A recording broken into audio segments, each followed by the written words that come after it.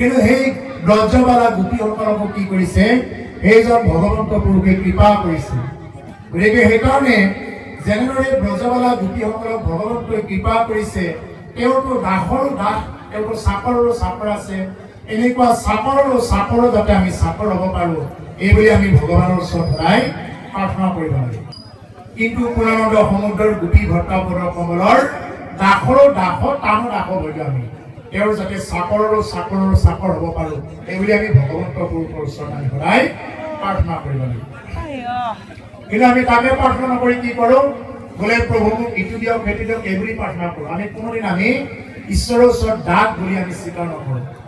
যি মাধৱ পুৰুষে নাম প্ৰভাত কৰিছে, যদি কোনোবা জাতি অজাতি কৰি থাকিলে, যদি কোনোবাই হৰিৰ যদি দাস হ'ব নোৱাৰিলে, তেওঁ ইয়াতকৈ আৰু দুৰ্ভগীয়া নাই বুলি কৈছে।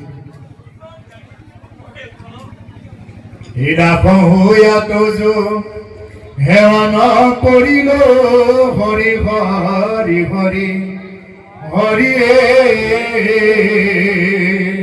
হৰি চিকিৎসা নাই ও হৰিয়ে ওইটো ঘোৰায় ৰাধাৰ চিকিৎসা নাই। যদি কোনোবাই ঈশ্বৰৰ দাস হ'ব নোৱাৰিলে, যদি কোনোবাই জীৱন কালত ঈশ্বৰৰ যদি সেৱক হ'ব নোৱাৰিলে, যদি কোনোবাই জাতি বিভাজন কৰি থাকিল, মই ব্ৰাহ্মণ, মই বোলে অমুক কুলৰ এওঁ আনিলে মই নাখাওঁ, নিজ জাতি হীন জাতি এইবিলাক যদি কৰি থাকিলে, কৈছে এইবিলাকত আৰু দুৰ্ভগীয়া একো নাই। কৈছে দাস হুয়া তজু সেৱা নকৰিলো, হৰি হৰি হৰি হৰিয়ে ইটো ঘোৰ অপৰাধৰ চিকিৎসা নাই। কাহ হলে চিকিৎসা আছে, জ্বৰ হলে চিকিৎসা আছে, হাত ভৰি ভাগি ছিগি গলেও কিবা নহয় কিবা এটা চিকিৎসা আছে। যদি কোনোবাই হৰিৰ চৰণত যদি কোনোবাই দাস হ'ব নোৱাৰিলে, ঈশ্বৰৰ যদি কোনোবাই জীৱন কালত দাসেই হ'ব নোৱাৰিলে, এই ঘোৰ অপৰাধৰ চিকিৎসা নাই বুলি কৈছে। এইটো ঘোৰ অপৰাধৰ আৰু কোনো ধৰণৰ চিকিৎসা নাই। এইটো কোনেও একো কৰি দিব নোৱাৰে। কোনোবাই পিণ্ড দি শ্ৰাদ্ধ কৰি একোৱেই কৰি দিব নোৱাৰে, যদি তুমি হৰিৰ ওচৰত ভকতৰ ওচৰত যদি দাস বুলি যদি তুমি নিজকে ল'ব নোৱাৰা। সেইকাৰণে প্ৰভুসকল আমি দাস বুলি আমি ঈশ্বৰৰ ওচৰত ল'ব লাগে। যদি ভগৱানে যদি এবাৰ যদি আপোনাক মোক যদি এবাৰ তেওঁৰ দাস তেওঁৰ চাকৰ বুলি যদি এবাৰ গ্ৰহণ কৰে, কহিটো নাহিকে ভয়, ক'তোৱেই ভয় কৰিব নালাগে প্ৰভুসকল। এইটো সদায় প্ৰাৰ্থনা কৰিব। তুমি বেটিৰে নাহি বন্ধুৱান, যি মোৰ চিন্তা কৰ ও তুমি হে নযদি নাথ পাও প্ৰভু, কহিটো নাহিকে ভয়, ও হৰি প্ৰভু জগন্নাথ নিস্তাৰ কৰা দাৰুণ সংসাৰে। তুমি বেটিৰেকে মোৰ কোন বন্ধু আছে ভগৱান? মোৰ এনেকুৱা কোন বন্ধু আছে যিয়ে মোৰ কাৰণে চিন্তা কৰে, মোৰ মানে সমস্ত ভূতৰ কাৰণে যিয়ে নেকি চিন্তা কৰে। তুমি হেন যদি নাথও পাও প্ৰভু, হে ভগৱান, মোৰ দৰে অনাথৰ জীৱনত তোমাৰ দৰে এগৰাকী নাথ যদি এবাৰ যদি মোৰ জীৱনত প্ৰাপ্ত হয়, আমাৰ প্ৰতিকৰ জীৱনত যদি এবাৰ যদি তেওঁৰ দৰে নাথ যদি আমাৰ অনাথৰ জীৱনত যদি এবাৰ প্ৰাপ্ত হয়, কহিটো নাহিকে ভয়, ক'তোৱেই ভয় কৰিব নালাগে, ক'তোৱেই ভয় কৰিব নালাগে। বিশ্বাস কৰক, বিশ্বাস ৰাখক। এই কথাটো সদায় প্ৰাৰ্থনা কৰিব যে হে ভগৱান, মোৰ দৰে অনাথৰ জীৱনত তোমাৰ দৰে যদি এগৰাকী নাথ যদি আমাৰ জীৱনত প্ৰাপ্ত হয়, কি আছে প্ৰভুসকল। ভগৱানে যদি আপোনাক 4 হাতেৰে দিয়ে, আপুনি মই 2খন হাতেৰে লৈ বলে নোৱাৰিম। মই এইটো অভিজ্ঞতাৰ ফালৰ পৰা কৈছো, মই এনে ক'ব লাগে মানে। আৰু যদি তেওঁ 4খন হাতেৰে দিব চেষ্টা কৰে, আপুনি মই 2খন হাতেৰে এনেকুৱাকে খামোচা মাৰি ধৰিও ৰাখিব নোৱাৰে। এইটো হ'ল ঈশ্বৰৰ কথা। সেইকাৰণে প্ৰভুসকল ঈশ্বৰক আমি সদায় আৰাধনা কৰি থাকিব লাগে, ঈশ্বৰৰ খুব নাম ল'ব লাগে, হৰি নাম। বেলেগ একো নাই। ভক্তি বুলি ক'লে ভকত হ'ব কাৰণে নাম ল'ব, বেলেগ একো নাই। খালি ঈশ্বৰৰ নাম উঠাই বহাই খুৱাই খুৱাই নাম ল'ব লাগে, নাম। বেলেগটো কি আছে? আজি হাঁহি আছো ক'বতো নোৱাৰো, কালি বা কি আছে ভাই কপালতে, কালি বা কি আছে ভাই। আজি হাঁহি মাতি আছো, কালি কি হয় কোনে জানে। এই কালিলে শৰণ ল'ম দে, পৰহিলে শৰণ ল'ম দে। শৰণ য'তেই ভাল লাগে ত'তেই ল'ব। মই এনেকুৱাকে নকওঁ বোলে এইটো গ্ৰন্থত লওক সেইটো গ্ৰন্থত লওক। শৰণ মাত্ৰ এনেকুৱাত ল'ব যি গুৰুৱে শংকৰ মাধৱক গুৰু বুলি দেখুৱাই দিয়ে, যি গুৰুৱে গুৰু আসন প্ৰতিষ্ঠাৰ কাৰণে গুণমালা, যি গুণমালা আমাৰ সকলোৰে আমাক দি থৈ গৈছে মহাপুৰুষে, সেই গুণমালা বা ভাগৱত আমি আসনত প্ৰতিষ্ঠা কৰাৰ কাৰণে যি গুৰুৱে দেখুৱাই দিয়ে, এনেকুৱা গুৰুৰ ওচৰত আমি কি কৰিব লাগে, আমি শৰণাপন্ন হ'ব লাগে। তেতিয়া কৈছে মহাজন জনগত স্বপন্থা, মহাজনসকলে যি পন্থেৰে গতি কৰে আমি সেই পন্থেৰে যদি গতি কৰিব পাৰোঁ তেতিয়াহ'লে পিছলৈ ঘূৰি চাব লগা নহয়। এইটো নিশ্চিত ৰাখক, নিশ্চিন্ত, এইটো কোনো কাৰণত ভয় নাই।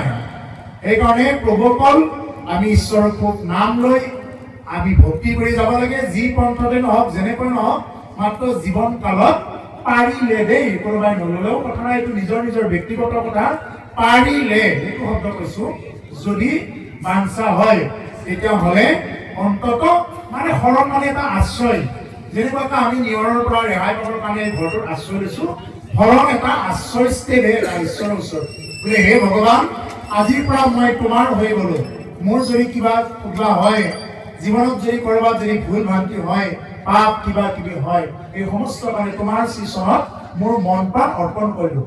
এই হ'ল শৰণ। ইয়াৰ বাহিৰে শৰণ বুলি কওঁতে মই ধুতি চোলাযোৰ পিন্ধে আমাক দেখুৱাই ফুৰাটোকেই শৰণ বুলি নুবুজায়। গামোচাখন লৈ ফুৰিলে শৰণ বুলি নুবুজায়। শৰণ ল'ব লাগিলে শৰণ লৈ আমি ক্ৰমানে কি কৰিব লাগিব, বিষয়ৰ প্ৰতি বৈৰাগী হ'ব লাগিব, বৈৰাগ্য ভাৱটো আহিব লাগিব। মাধৱ পুৰুষে নামঘোষাত কৈছে এইবিলাক কথা, মাজৰ খিনিত কৈছে। শৰণ লৈ প্ৰথমতে আমাৰ বৈৰাগ্যতা আহিব লাগিব, বিষয়ৰ প্ৰতি বৈৰাগ্য মোৰ আহিছে নে নাই অহা এইটো চাব লাগিব। মোৰ বিষয়ৰ প্ৰতি বৈৰাগ্য আহিছে নে নাই। প্ৰভুসকল মোৰ গাড়ী 10খনমান থাকিব পাৰে, বহুত কিবা কিবি বহুত অৰ্থ কিবা থাকিব পাৰে, কিন্তু আমি এইটোৱে চিন্তা কৰিব লাগে যে হে ভগৱান তুমি দিছা, এয়া মোৰ নহয় তোমাৰ। এই বুলি ল'ব পাৰিলে ভকতেও কি কৰিব পাৰিব, সংসাৰত থাকিও তেওঁ তৰিব পাৰিব। আৰু যদি তেওঁ তেনেকুৱাকৈ ল'ব নোৱাৰে তেতিয়াহ'লে তেওঁ য'তেই নহওক, তেওঁ সাধু সন্যাসী হৈ গছৰ গুহাত ক'ৰবাত ঘূৰি ফুৰিলেও যদি কেৱল মানে টকা কিবা চান্দা বিচাৰি ফুৰে তেতিয়াহ'লে এইটো কাম নকৰিব। আৰে তুমি সাধু সন্যাসী কিয় হৈছা? সাধু সন্যাসী এইকাৰণেই হৈছা যে তোমাক ধন সম্পত্তি নালাগে। ধন সম্পত্তি নালাগে কাৰণেতো তুমি সাধু হৈছা। সাধু হৈ গেৰুৱা বাহন ধাৰণ কৰি যদি তুমি দোকানে দোকানে ঘূৰি ফুৰা, গেৰুৱা বাহন ধাৰণ কৰাবিলাকৰ মাত্ৰ 3 ঘৰ নহ'লে 5 ঘৰ নহ'লে 7 ঘৰত ভিক্ষা কৰিব পাৰে, তাৰ ওপৰত ভিক্ষা কৰাৰ অধিকাৰ নাই।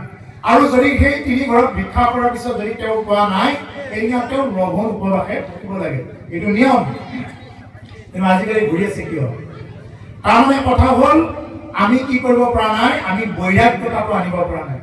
যদি আপুনি যিমান ধন সম্পত্তিৰ মাজত থাকিলেও যদি আপুনি বৈৰাগ্যতাটো আনিব পাৰিছে, প্ৰথম অৱস্থাত যদি বৈৰাগ্য আহিছে তেতিয়াহ'লে বুজি ল'ব যে ভক্তিয়ে ক্ৰিয়া কৰিছে, নহ'লে কিন্তু ক্ৰিয়া কৰা নাই বুলি সেইটো আমি নিজকে নিজে প্ৰশ্ন কৰি উত্তৰটো বাছনি কৰি ল'ব লাগে।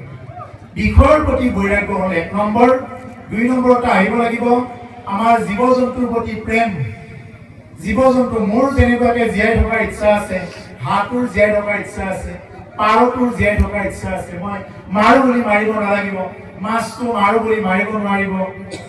লাহে লাহে এইবিলাক আহি থাকিব, লাহে লাহে এইবিলাক নিজে নিজেই সম্পূৰ্ণ হৈ থাকিব। যেনেকুৱাকে ক খ শিকাৰ লগে লগে পিছত কৰে কলম লিখি দিব, খৰে খৰম লিখি দিব, ঠিক তেনেকুৱাকে এটা এটাকৈ আহিয়ে তেনেকুৱাকে শব্দবিলাক পায়। ঠিক তেনেকুৱাকে যেতিয়া ভকতিৰ প্ৰথম খোজত যেতিয়া ভৰি দিব তেতিয়া এই বস্তুবিলাক জ্ঞান বৈৰাগ্য সমস্তবিলাক আহি স্থিতি হ'ব। তুমি বৈৰাগ্য লাগে, মোক ইটো লাগে সিটো লাগে এই বুলি হাবাথুৰি খাই কৰিব নালাগে। তুমি যি ঠাইত আছা এই ঠাইত থাকি কেৱল মাত্ৰ ৰাম নাম কৃষ্ণ নাম লোৱা। মই ক'ব লাগে কাৰণে কোৱা নাই, মই স্পষ্টভাৱে এই কথাটোকে মই আজি মানে সকলোকে উদ্দেশ্য কৰি কৈ থৈ গৈছোঁ। মানে এইটোৱে কৈছোঁ যে যদি কোনোবাই ৰাম নাম কৃষ্ণ নাম যদি অন্তঃকৰণে যদি ল'ব পাৰে, যদি কিবা যদি ভোগ কৰিব লগা আছে এইখিনি ভুগিব, ইয়াৰ পিছৰ পৰাই জীৱনটো পৰিৱৰ্তন দেখা পাব। অন্ততঃ কিছুদিন সময় দিয়ক না জীৱনত। আমি অন্ততঃ কিছুদিন সময় দিব লাগে ভগৱানক নিজৰ জীৱনটোৰ কাৰণে। আমিতো অন্য বহুত সময় দিলোঁ, মোৰ ল'ৰাৰ কাৰণে বহুত সময় দিলোঁ, পৰিবাৰৰ কাৰণে বহুত সময় দিলোঁ, পুত্ৰ ভাইজাৰ কাৰণে বহুত সময় দিলোঁ, এইবিলাক বহুত সময় গুচি গৈছে। কিন্তু আমি অকণমান সময় দিব নোৱাৰো ঈশ্বৰৰ কাৰণে। ঈশ্বৰৰ কাৰণে মানে মোৰ আত্মাৰ কাৰণে।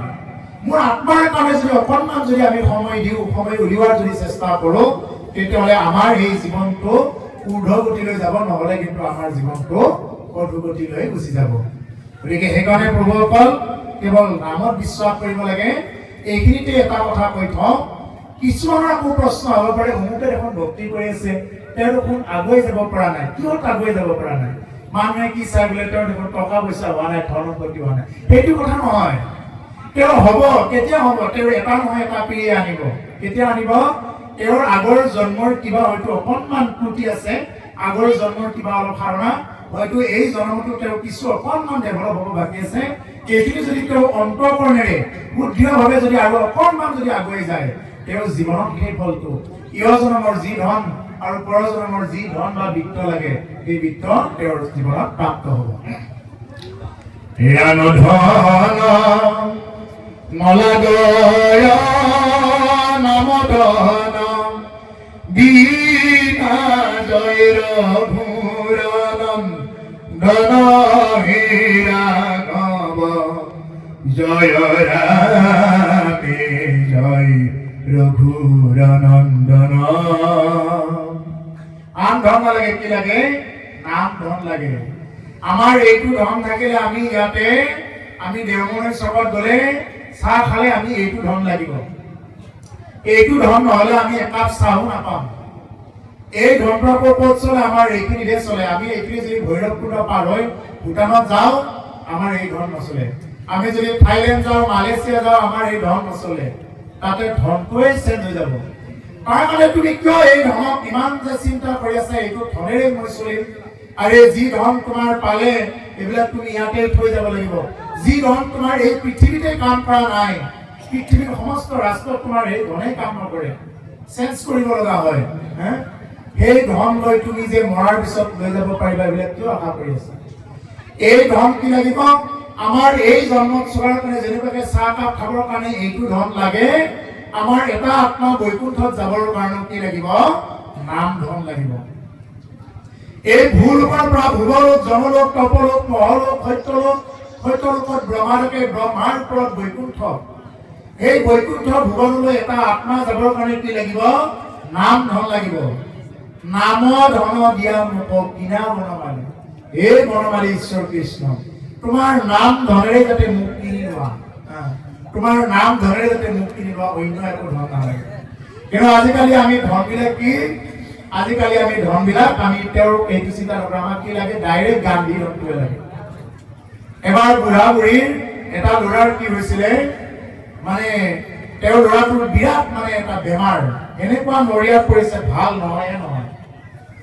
বুঢ়া বুঢ়ীয়ে কি কৰিলে? হৈ কাইলে আমাৰ যে কল বান্ধে নহয়, এইফালে বান্ধে নে নাবান্ধে নাজানো, মানে বেমাৰ ভাল হওক, যদি অমুক গোহাঁই ঘৰত এক থোক কল দিম, এই কলথোক বান্ধি ৰাখিছো, যদি মোৰ পুত্ৰৰ ভাল হয় তেতিয়াহ'লে কল এক থোক দিম, এনেকুৱাকে যে বান্ধি থৈ দিয়ে নহয়।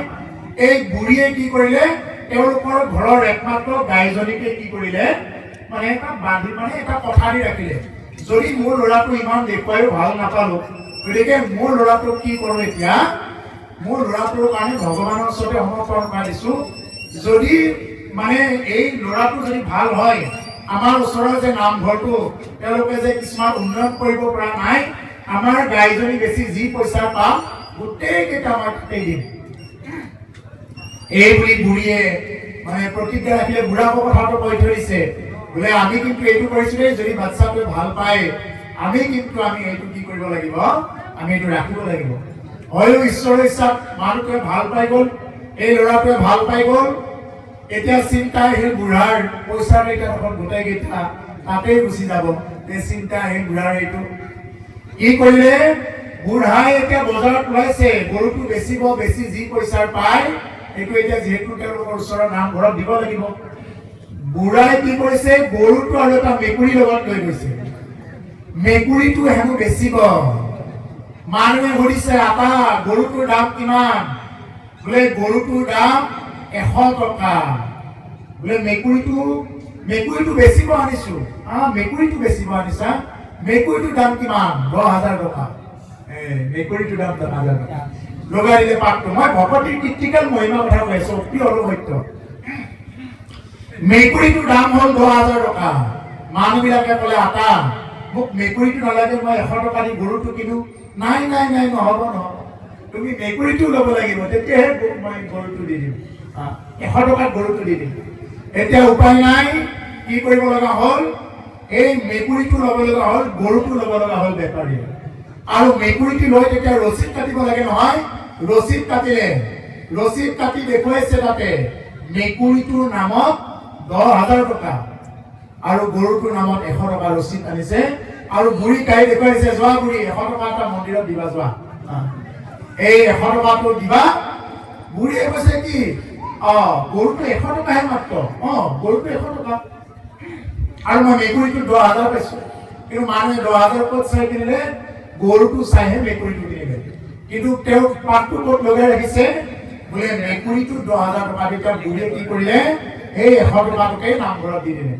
গতিকে এই প্ৰভুসকল এনেকুৱা যদি ক্ৰিটিকেল ভক্তি যদি কৰিব যায় এনেকুৱা যদি ক্ৰিটিকেল ভক্তি কৰিব যায় এনেকুৱা ভক্তিৰে ঈশ্বৰ প্ৰাপ্ত নহয় গতিকে আমি ঈশ্বৰক ভক্তি কৰিব লাগিলে দান কৰিব লাগিলে সোঁ হাতে দান দিলে বাওঁ হাতে দান মানে গম পাব নালাগে এই হ'ল দান কৰ্ণৰ নিচিনা দাতা কোন আছে কৰ্ণ মহাদানী বলিয়ে কি কৰিছিলে ত্ৰিভুৱন দান দিছে দান দিয়ে আজিও বলি অমৰ হৈ আছে বলি নিচিনা আমি কি দাতা হ'ব পাৰিম কিন্তু আমাৰ মানুহে দুৰ্ভাগ্য এখন যদি ফেন দিয়ে ফেনখনত স্বৰ্গীয় দাতা পিতৃ অমুক এখন যদি ফটো দিছে ভগৱান কৃষ্ণৰ ফটো এখন দিছে ফটোখনত বোলে অমুক নাম বেয়া পালেও উপায় নাই কোনোবা যদি বেয়া পায় তথাপি উপায় নাই অপ্ৰিয় হ'লেও সত্য কথা আমি দান দিলে আমি গম পাব নালাগে এখন হাতেৰে দান দিলে আনখন হাতেৰে গমেই পাব নালাগে কিন্তু আমাৰ কি এতিয়া যদি দান দি যদি প্ৰকাশ নকৰে যদি সেইটো যদি প্ৰকাশ কৰি ৰাইজৰ আগত নুশুনাই তেতিয়াহ'লে তেওঁ দৰকাৰ হ'লে কি কৰিব অভিযোগ দিব মই এইবাৰৰ পৰা দানেই নিদিওঁ বুলি কৈ দিব এইবাৰৰ পৰা মই আৰু কোনো ধৰণৰ দানেই নিদিওঁ গতিকে সেইকাৰণে এই যে দান কৰিও যে আমি ধৰ্ম কৰিব নোৱাৰো তাৰ মূল কাৰণটোৱে হ'ল এইটো আমি দান কৰি যদি অজ্ঞাত বুলি লিখি দিওঁ বস্তুটো তেতিয়াহ'লে সেইটোৱে তেওঁৰ জীৱনত দান কৰিও তেওঁ ধৰ্ম সাঁচিব পাৰিব আৰু দান কৰি ধৰ্ম সাঁচিব নোৱাৰিব যদি দানত যদি তেওঁ নাম লিখি দিয়ে ঈশ্বৰক কি দিম ব্ৰহ্মাণ্ডৰ ভিতৰে যত বস্তু আছে ব্ৰহ্মাণ্ডৰ ভিতৰে যত বস্তু আছে হবেও তোমাক পাই যাদ কি দিব মাধৱৰায় যাদৱ কি দিব মাধৱৰায় হে যাদৱ হে মাধৱ তোমাক আমি কি ধন দিম কি ধন দিম যাৰ নেকি ভাৰ্যা হ'ল লক্ষ্মী দেৱী যি লক্ষ্মীয়ে তেওঁৰ চৰণ সেৱা কৰি থাকে আমি তোমাক কি দিম ঐশ্বৰ্য বিভূতি কি দিব তোমাক আপুনি লক্ষ্মীৰ পতি ঐশ্বৰ্য বিভূতি কি দিব তোমাক আপুনি লক্ষ্মীৰ পতি কিবা স্তুতি গতি কৰিব তোমাক যাৰ ভাৰি যাওঁ সৰস্বতী যাদ কি দিব মাধৱৰায় যাৰ ভাৰি যাওঁ সৰস্বতী সৰস্বতীয়ে যাক নেকি কি কৰি থাকে অনবৰত স্তুতি কৰি থাকে আমি আৰু কি স্তুতি কৰিম তেওঁ যি নেকি লক্ষ্মী দেৱীয়ে তেওঁৰ চৰণ কমল লগাই থাকে লক্ষ্মী মানে কি লক্ষ্মী মানে হ'ল সমস্ত ধন সম্পত্তি গতিকে যি লক্ষ্মীয়ে তোমাৰ চৰণ লগাই থাকে আমিনো তোমাক আৰু কি বুলি চৰণ সেৱা কৰিম সেইকাৰণে কি কৰিব লাগে ভগৱানৰ ওচৰত আমি প্ৰাৰ্থনা কৰিব লাগে হে ভগৱান তোমাৰ ওচৰত দিবৰ কাৰণে একোৱেই নাই আনকি মোৰ দেহাটো তুমি দিয়া তোমাৰ কৃপাতহে এই দেহাটো পাইছো গতিকে আমাৰ দিবৰ কাৰণে একোৱেই নাই কি দিব আসন প্ৰভু নাৰায়ণ গুৰুৰ যাৰ বাহন কি দিব আসন প্রভু নারায়ণ গুরুর যার বাহন বারে বারে প্রভু ভাঙ্গিয়া সামুক ইবার নকরিবা সত যাদ ইদিবু মাধবরা যে কি গরুর বাহন তোমাক আমি কি মানে কিনো আসন দিম তোমাক কি আসন দিম তোমাক কিনো তোমাক ফুল দিম যে নেকি তুমি ইমান সুন্দৰ পদুম ফুল ধাৰণ কৰি থাকা তোমাক আৰু কি ফুল দিম প্ৰভু পদুম ফুল ভগৱানে ইমানেই ভাল পায় যে পদুম ফুল তেওঁ নিজে সৃষ্টি কৰিছে ব্ৰহ্মাই কিন্তু সৃষ্টি কৰা নহয় সেইকাৰণে আমাৰ সত্ৰ নামঘৰ যিমানবিলাক আছে সবৰ আগত মানে পদুম ফুল যে দিয়া হয় স্থান দিয়া হয় কিয় কাৰণ পদুম ফুল ভগৱানে নিজে সৃষ্টি কৰিছে পদুম ফুল ব্ৰহ্মাই সৃষ্টি কৰা নাই ভগৱানৰ নাভিৰ পৰা কি হৈছে পদুম ফুলৰ উৎপত্তি হৈছে তেওঁৰ নাভিৰ পৰা গতিকে সেইকাৰণে এইটো ব্ৰহ্মাৰ সৃষ্টি নহয় সেইকাৰণে ভগৱানে পদুম ফুল বিৰাট ভাল পায় পদুম ফুল বস্তুটো যি কি নহওক প্ৰভুসকল দেৰি হৈছে নেকি এৰিব লাগিব আৰু অকণমান আছে শাস্ত্ৰইটো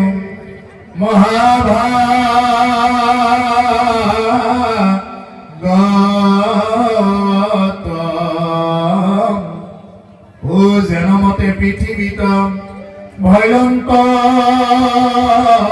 বেকতম এরম জীবতে করিলা ভাস্তম ব্যাহর জানে প্রথমে হরিক স্মরে উনাহা বধানে রাম ও হরি রাম রাম রাম রাম বৈকুণ্ঠৰ শাস্ত্ৰ এইটো মহাভাগৱত এই বৈকুণ্ঠৰ শাস্ত্ৰ মহাভাগৱত কৈছে যেনমতে ভৈলন্ত বেকৰ যেনমতে এই পৃথিৱীত বেক হ'ল যিমতে কৰিলা শাস্ত্ৰ ব্যাস সৰ্বজনে যেনেদৰে শাস্ত্ৰ কৰিলে গোটেইবিলাক কথা এই ভাগৱতটো কেনেকৈ আৰম্ভ হ'ল কিয় ভাগৱত হ'ব লগা হ'ল ইয়াৰ পিছৰ অধ্যায়টোত ক'ব নাৰদ ব্যাস সংবাদত এই কথাখিনি ক'ব নাৰদ আৰু ব্যাসৰ মাজত যি কথা হৈছিল তাৰ এই কথাখিনি লিপিবদ্ধ কৰি দিব ভাগৱত কিয় লিখিব লগা হ'ল ইমানবিলাক পুৰাণ থকাৰ পিছত 4খন বেদ 14খন শাস্ত্ৰ 18খন পুৰাণ থকাৰ পিছত ভাগৱত আকৌ কিয় মানে কৰিব লগা হ'ল এইটো কি কৰিব আমাক এইটো ব্যক্ত কৰাই দিব গতিকে প্ৰভুসকল এই হ'ল বৈকুণ্ঠ শাস্ত্ৰ মহাভাগৱত এতিয়া আহিলে নাৰদৰ আগমন এতিয়া মাটিক নে এৰি মেটো আপোনালোকৰ আজ্ঞাৰ কথা হ'ল কৃষ্ণ মানুহক যদি কেতিয়াবা বাৰ্থডে বা কিবা ধৰণৰ বিয়া সভা পাতি মতা হয় মানুহৰ খাব যাবৰ সময় নাই কিন্তু আপোনালোকে যে এই সময়খিনি যে আত্মাকেইটা যে ইয়াতে স্থিতি কৰাই ধৰিছে ইমান যে মূল্যৱান সময়খিনি ভাগৱতৰ নামত দি ৰাখিছে এইটো হ'ল আপোনালোকৰ আমাৰ প্ৰতিকৰ জীৱনৰ কাৰণে পৰম সৌভাগ্য ভগৱন্ত পুৰুষে অশেষ কৃপা কৰক আয়ুষত বিঘ্নি শূন্য হয় সদায় যাতে কৃষ্ণ নাম ৰাম নাম গাই যাব পাৰে ভগৱন্তে কৃপা কৰক শ্ৰৱণে ধৰ্ম কৃষ্ণ দিনে পূৰ্বক পৰা হৰহৌতৰিকি ও বদৰিকা সমত আসন্ত ব্যাসবকি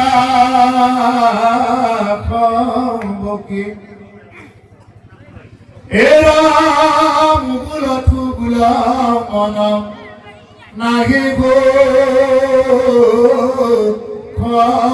শান্তি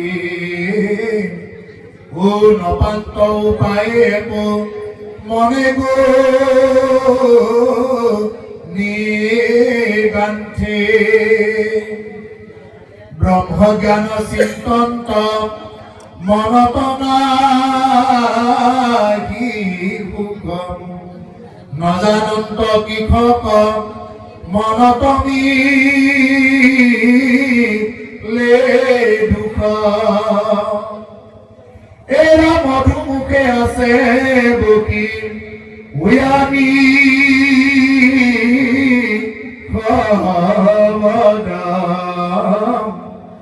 এই বেলা তৈতে আঁকি মিলিলা নারদ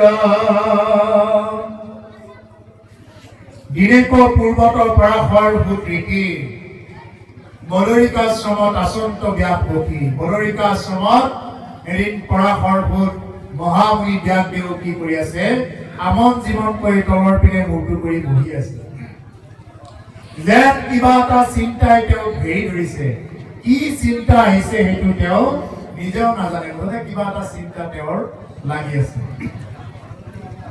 এই চিন্তাটো যেনেকুৱাকে আমাৰ কেতিয়াবা চাব যে টকা পইচাও ঠিকে আছে লঘোণ কৰা নাই খাই লৈ আছো ঘৰ বান্ধি আছো হয় কৃষ্ণ কৃষ্ণ ঘৰ দুৱাৰ ঠিকেই বান্ধি আছো কিন্তু মনটো এনেই বেয়া লাগি থাকে কিয় বেয়া লাগি থাকে মনটো সেই মনটো বেয়া লগাৰ একমাত্ৰ কাৰণটোৱে হ'ল আমি আধ্যাত্মিকভাৱে যুক্ত নহয় আমি যেতিয়া আধ্যাত্মিকভাৱে যুক্ত হৈ যাম তেতিয়া আমাৰ মন প্ৰাণ সমস্তখিনি ভাল লাগি থাকিব গতিকে প্ৰভুসকল আমি আধ্যাত্মিকভাৱে যুক্ত হৈ থাকিবৰ কাৰণে আমি সুন্দৰভাৱে চলিবৰ কাৰণে আমি সদায় পুৱা সন্ধ্যা আমি গুৰু সেৱা কৰিব লাগিব গুৰু সেৱা অন্ততঃ যি ঘৰত যি আছে মন্দিৰ নামঘৰ যি আছে অন্ততঃ এটা গুৰুজনৰ ঘোষা গাই আমি কি কৰিব লাগে আমি তেনেকুৱাকে নিবেদন কৰিব লাগে পুৱা গধূলি আগতে আমাৰ কি কৰিছিলে আমাৰ ল'ৰা ছোৱালীবিলাকে পুৱা গধূলি প্ৰাৰ্থনা কৰিছিল এতিয়া প্ৰাৰ্থনা শুনে নাযায় এতিয়া কেৱল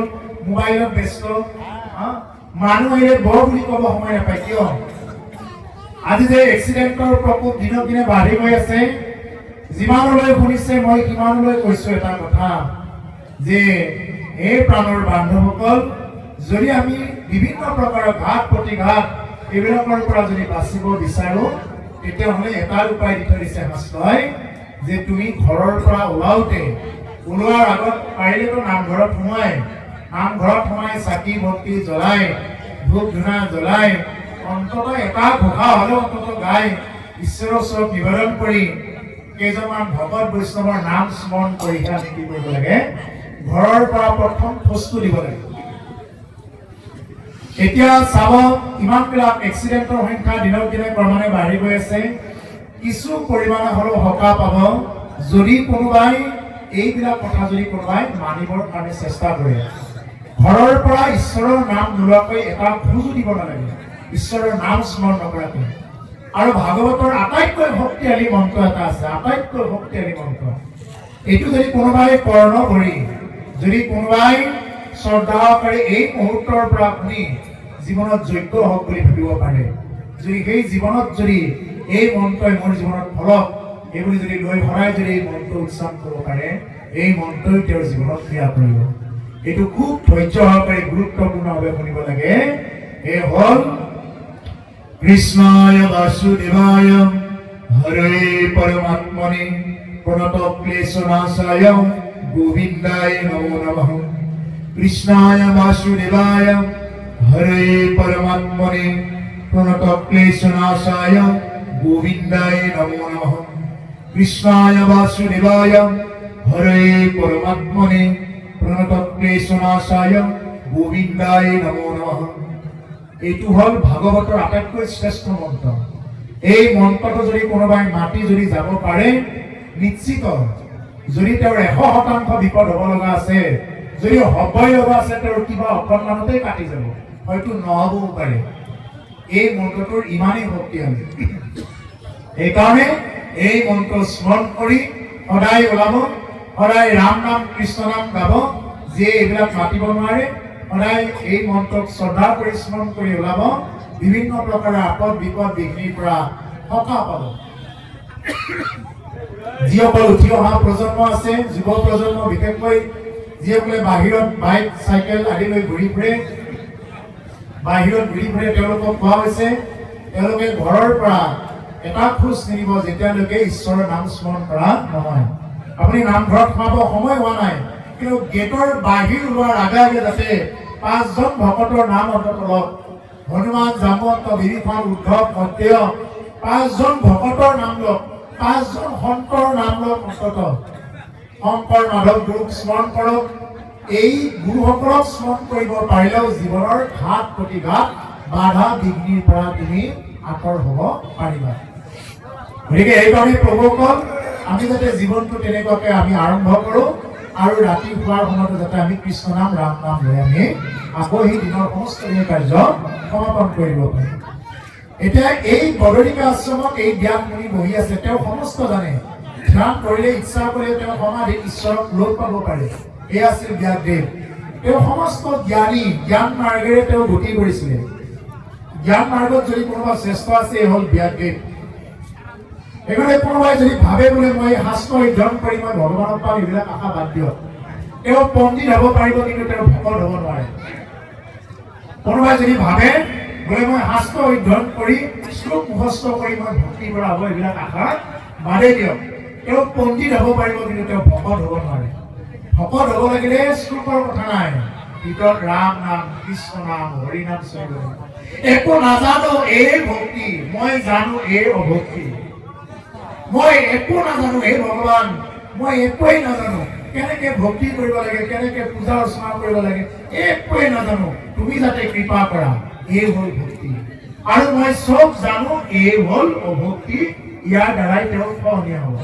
গতিকে সেইকাৰণে প্ৰভুসকল বেছি জনাত কৰি নাজানি কৃষ্ণ নাম, ৰাম নাম, হৰি নাম এইটোৱেই যে শ্ৰেষ্ঠ, এই নামে যে ল'ব লাগে, নামে যে কৰাব, এই বস্তুটো হৃদয়ত ধাৰণ কৰিব পাৰিলে ভক্তিয়ে এনেই সিজিব, এনেই ভক্তি সিজিব, তুমি ক'তো যাবলগীয়া নহয়।